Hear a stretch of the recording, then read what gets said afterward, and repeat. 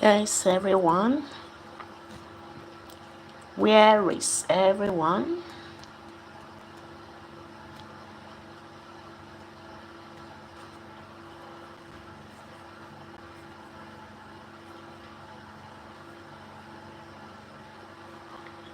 Okay. You're welcome to our live stream. Let's read the Bible together. We're continuing with Genesis chapter 46. So Israel set out on the journey with everything he owned. He arrived at Beersheba and worshipped, offering sacrifices to the God of his father, Isaac. God spoke to Israel in a vision that night. Jacob, Jacob. Yes, he said. I'm listening. God said, I'm the God of your father. Don't be afraid of going down to Egypt. I'm going to make you a great nation there. Where are you watching from? Please, I'd like to know. I'm glad to have you here. God said, I'm the God of your father. Don't be afraid of going down to Egypt. I'm going to make you a great nation there. I'll go with you down to Egypt. I will also bring you back here. And when you die, Joseph will be with you. With his own hand, he will close your eyes. Then Jacob left Beersheba. Israel's sons loaded their father and their little ones and their wives on the wagons Pharaoh had sent to carry him. They arrived Egypt with the livestock and the wealth they had accumulated in Canaan. Jacob brought everyone in his family with him, sons and grandsons, daughters and granddaughters, everyone. By the way, I'm reading from the Message translation. It's a translation that is so relatable to our present time. That's why I love it so much. So, these are the names of the Israelites, Jacob and his descendants who went to Egypt. Reuben, Jacob's firstborn. Reuben's sons, Hanok, Palu, Hezron, and Carmi. Samson's sons, Jemuel, Jamin, Ohad, Jachin, Zohar, and Shaul, the son of the Canaanite woman. Levi's sons, Gershon, Kohath, and Merari. Judah's sons, Onan, Shelah, Perez, and Zerah. And Onan had already died in the land of Canaan. The sons of Perez were Hezron and Hamul. Issachar's sons, Tola, Puah, Jashub, and Shimron. Zebulun's sons, Sered, Elon, and Jeliel. These are the sons that Leah bore to Jacob in Paddan Aram. There were also his daughter Dinah. Altogether, sons and daughters, they numbered 33. Gad's sons, Zephon, Haggai, Shuni, Esbon, El, Arodi, and Areli. Asher's sons, Imnah, Ishva, Ishvi, and Beriah. Also their sister Sarah, and Beriah's sons, Heber and Michal. These are the children that Zilpah, the maid that Laban gave to his daughter Leah, bore to Jacob, 16 of them. The sons of Jacob's wife, Rachel, were Joseph and Benjamin. Joseph was the father of two sons, Manasseh and Ephraim, from his marriage to Asenath, daughter of Potipharah, priest of On. They were born to him in Egypt. Benjamin's sons were Bela, Becca, Ashbel, Gera, Naaman, Ehi, Rosh, Mopin, Hopin, and Ard. These are the children born to Jacob through Rachel, 14. Dan's sons, Hushim, Naphtali's sons, Jaru, Guni, Jeza, and Shile. These are the children born to Jacob through Bilhah, the maid Laban had given to his daughter Rachel, 7. Summing up, all those who went down to Egypt with Jacob, his own children, not counting his sons, wives, number 66. Counting in the two sons born to Joseph in Egypt, the members of Jacob's family who ended up in Egypt numbered 70. Jacob sent Judah on ahead to get directions to Goshen from Joseph when they got to Goshen. Joseph gave orders to his chariot and went to Goshen to meet his father Israel. The moment Joseph saw him, he threw himself on his neck and wept. He wept for a long time. Israel said to Joseph, I'm ready to die. I've looked into your face. You are indeed alive. Joseph then spoke to his brothers and his father's family. I will go and tell Pharaoh, my brothers and my father's family, all of whom lived in Canaan, have come to me. The men are shepherds. They've always made their living by raising livestock, and they've brought their flocks and herds with them, along with everything else they own. When Pharaoh calls you in and asks you what kind of work you do, tell him, your servants have always kept livestock for as long as we can remember. We and our parents also. That way he will let you stay apart in the area of Goshen, for Egyptians look down on anyone who is a shepherd. 47. You're welcome to our live stream. Please give me a thumbs up and a sub. I will appreciate that. Thank you so much. Joseph went to Pharaoh and told him, my father and brothers with their flocks and herds and everything they own have come from Canaan. Right now, they are in Goshen. He had taken 5 of his brothers with him and introduced them to Pharaoh. Pharaoh asked them, what kind of work do you do? Your servants are shepherds, the same as our fathers were. We've come to the country to find a new place to live. There is no pasture for our flocks in Canaan. The famine has been very bad there. Please, would you let your servants settle in the region of Goshen? Pharaoh looked at Joseph. So, your father and brothers have arrived. A reunion.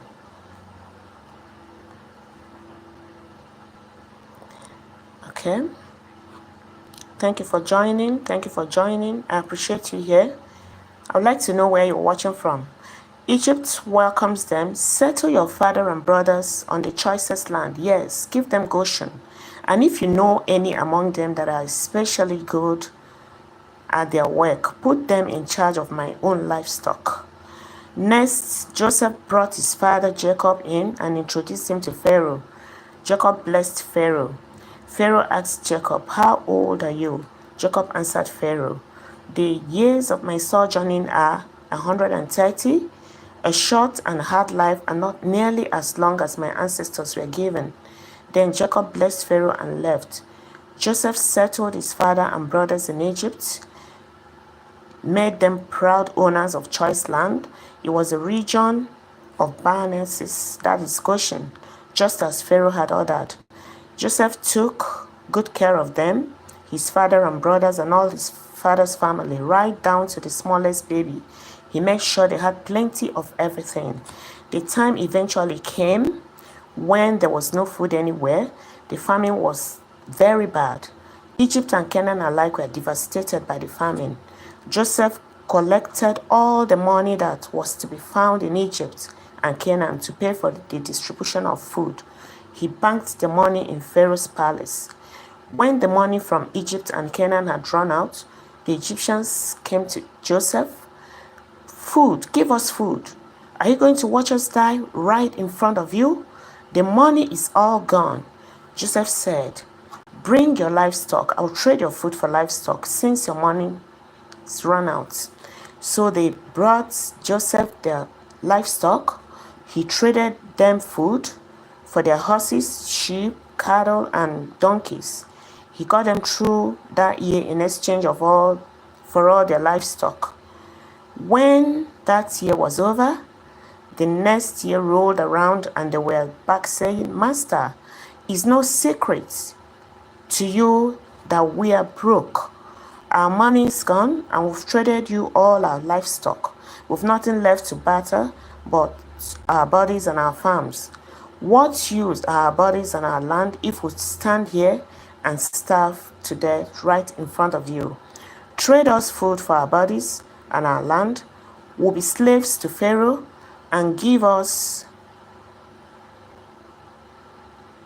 and give up our land. All we ask is seed for survival, just enough to live on and keep the farms alive. So Joseph brought up all the farms in Egypt for Pharaoh. Every Egyptian sold his land. The famine was that bad. That's how Pharaoh ended up owning up the land. And the people ended up slaves. Joseph reduced the people to slavery from one end of Egypt to the other. Joseph made an exception for the priests. He didn't buy their land because they received a fixed salary from Pharaoh and were able to live off that salary. And so they didn't need to sell their land. Joseph then announced to the people, "Here's how things stand. I've brought you and your land for Pharaoh. In exchange, I'm giving you seed so you can plant the ground. When the crops are harvested, you must give a fifth to Pharaoh and keep your fifth to yourselves. For seed for yourselves and your families, you're going to be able to feed your children." They said, "You've saved our lives. Master, we are grateful and glad to be slaves to Pharaoh." Joseph decreed a land law in Egypt that is still effective, that's still in effect. A fifth goes to Pharaoh. Only the priest lands were not owned by Pharaoh. And so Israel settled down in Egypt, in the region of Goshen. They acquired property and flourished. They became a large company of people. Jacob lived in Egypt for 17 years. In all, he lived 147 years. When the time came for Israel to die, he called his son Joseph and said, "Do me this favor, put your hand under my thigh, a sign that you're loyal and true to me to the end. Don't bury me in Egypt. When I lie down with my fathers, carry me out of Egypt and bury me alongside them." "I will," he said. "I'll do what you've asked." Okay? Israel said, "Promise me." Joseph promised. Israel bowed his head in submission and gratitude from his bed. Thank you for joining the live stream. I appreciate your presence. Please give me a like, give me a sub. Thank you so much. Sometime after this conversation, Joseph was told, "Your father is ill." He took his two sons, Manasseh and Ephraim, and went to Jacob. When Jacob was told, "Your son Joseph has come," he roused himself and sat up in bed. Jacob said to Joseph, "The strong God appeared to me at last in the land of Canaan and blessed me.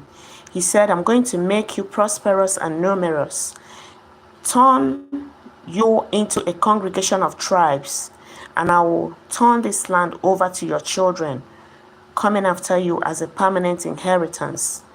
I'm adopting your two sons who were born to you here in Egypt before I joined you. They have equal status with Reuben and Simeon. But any children born after them are yours. They will come after their brothers in matters of inheritance. I want it this way because as I was returning from Padan, your mother Rachel, to my deep sorrow, died as we were on our way through Canaan, when we were only a short distance from Ephrath, now called Bethlehem." Just then Jacob noticed Joseph's sons and said, "Who are these?" Joseph told his father, "They are my sons, whom God gave to me in this place. Bring them to me," he said, "so I can bless them." Israel's eyesight was poor from old age. He was nearly blind. So Joseph brought them up close. Old Israel kissed and embraced them and then he said to Joseph, "I never expected to see your face again, and now God has let me see your children as well." Joseph took them from and bowed respectfully, his face to the ground. Then Joseph took the two boys, Ephraim and his right hand, with his right hand, setting him to Israel's left, and Manasseh with his left hand, set him to Israel's right, and stood them before him. But Israel crossed his arms and put his right hand on the head of Ephraim, who was the younger, and his left hand on the head of Manasseh, the firstborn. Then he blessed them. The God before whom walked my father Abraham and Isaac, the God who has been my shepherd all my life long to this very day, the angel who delivered me from every evil, bless the boys. May my name be echoed in their lives, and the names of Abraham and Isaac my fathers, and may they grow, covering the earth with their children. When Joseph saw that his father had placed his right hand on Ephraim's head, he thought he had made a mistake, so he took hold of his father's arm to move it from Ephraim's head to Manasseh's, saying, "That's the wrong hand, father. The other one is the firstborn. Place your right hand on his head." But his father wouldn't do it. He said, "I know my son, but I know what I'm doing. He also would develop into a people, and he also will be great, but his younger brother will be even greater, and his descendants will enrich nations." Then he blessed them both. Israel will use your names to give blessings. May God make you like Ephraim and Manasseh. In that he made it explicit. He put Ephraim ahead of Manasseh. Israel then said to Joseph, "I'm about to die. God be with you and give you safe passage back to the land of your fathers. As for me, I'm presenting you as the first among your brothers, the ridge of land I took from Amorites with my sword and bow." Okay. Thank you for joining the live stream. Thank you. Thank you. Please give me a like, give me a sub. Tell me where you're watching from. Jacob called his sons and said, "Gather around.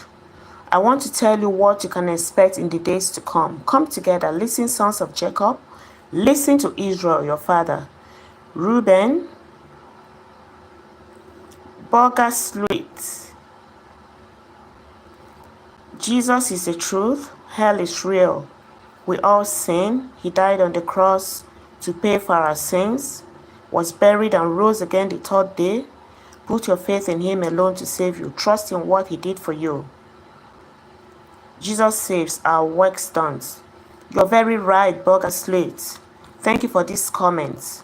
Jesus is indeed the truth, and hell is real.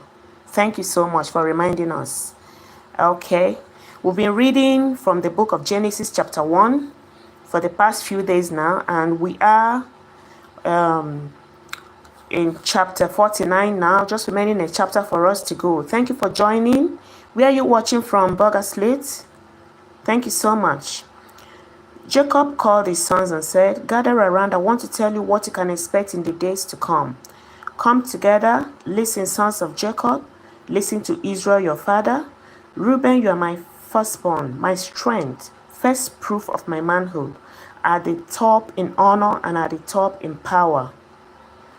But like a bucket of water spilled, you will be at the top no more, because you climbed into your father's marriage bed, mounting that couch, and you defiled it.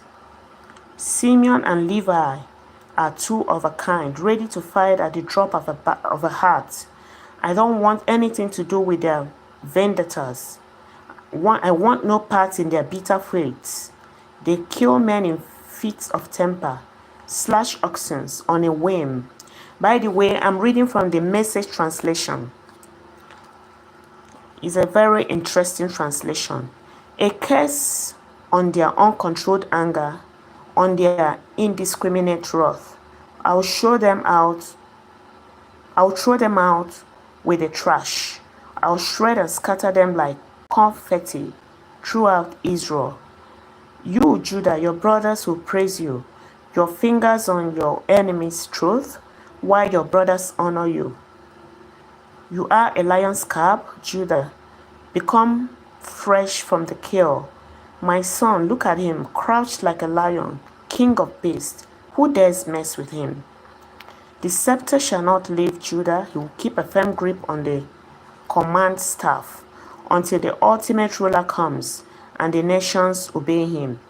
He will tie up his donkey to the grapevine, his purebred prize to a sturdy branch. He will wash his shirt in wine and his cloak in the blood of grapes. His eyes will be darker than wine, his teeth whiter than milk. Zebulun settles down on the seashore. He is a safe harbor for ships, right alongside Sidon.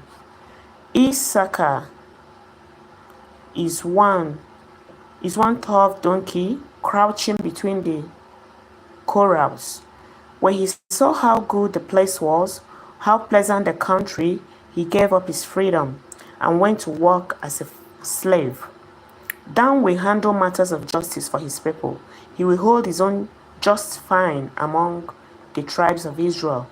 Dan is only a small snake in the grass, a lethal serpent in ambush by the road.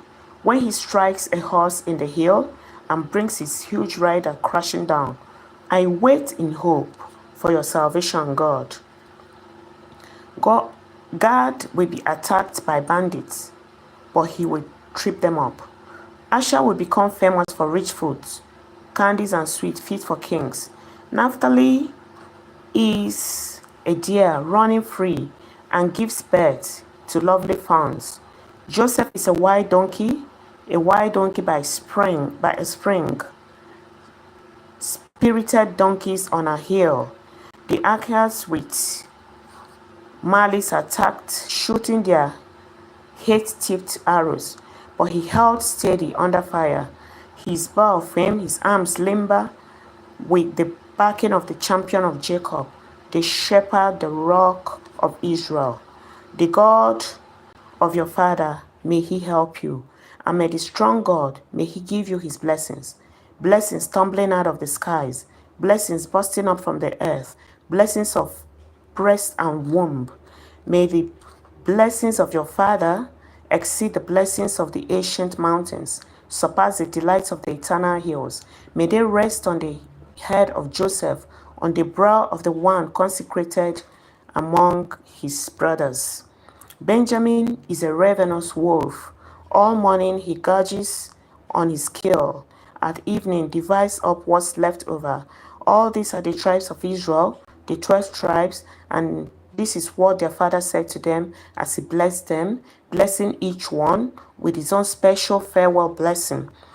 Then he instructed them, I'm about to be gathered to my people.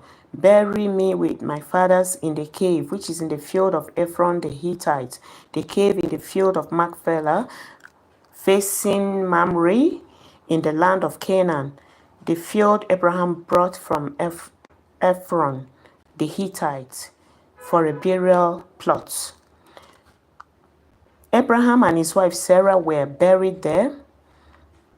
Isaac and his wife Rebekah were buried there. I also buried Leah there.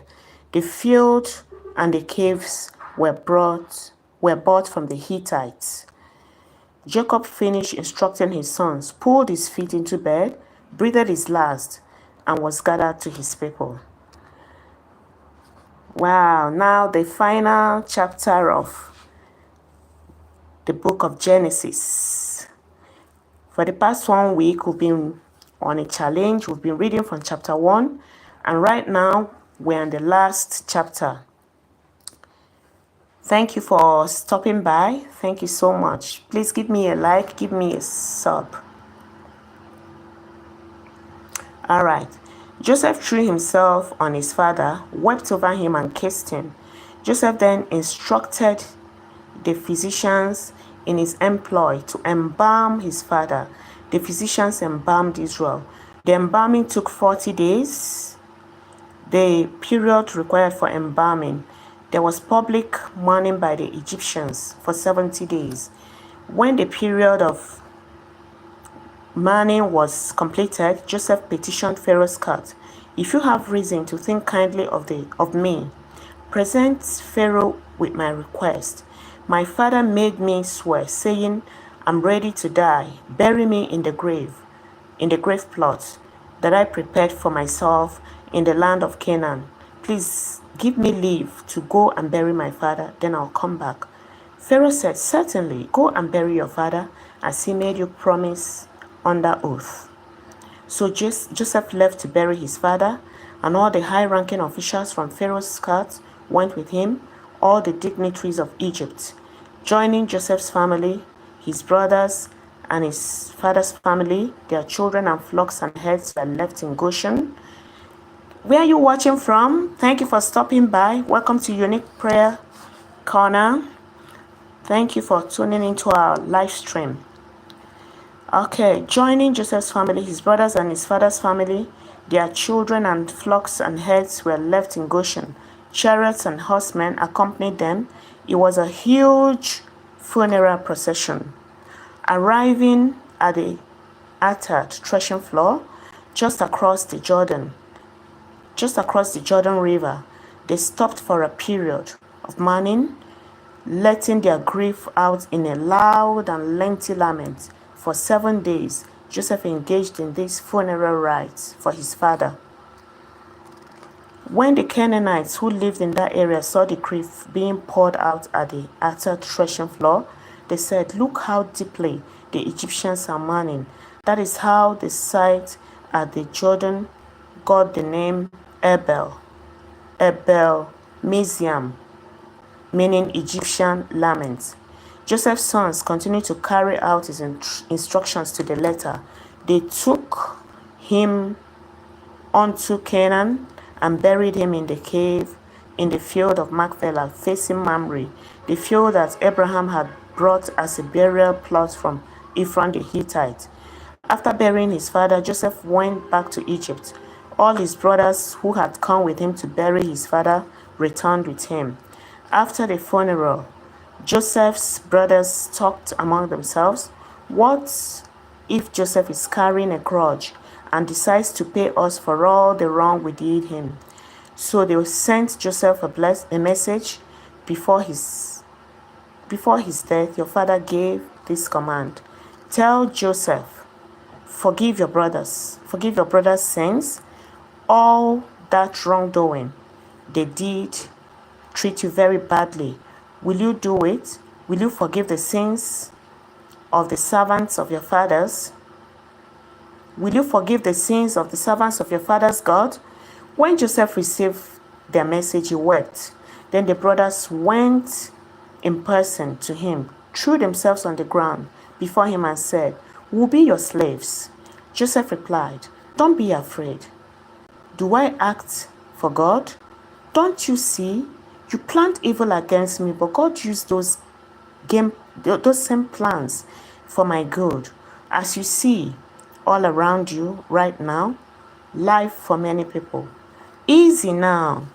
You have nothing to fear.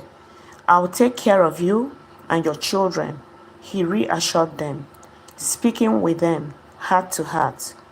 Joseph continued to live in Egypt with his father's family. Joseph lived 110 years. He lived to see Ephraim's sons into the third generation.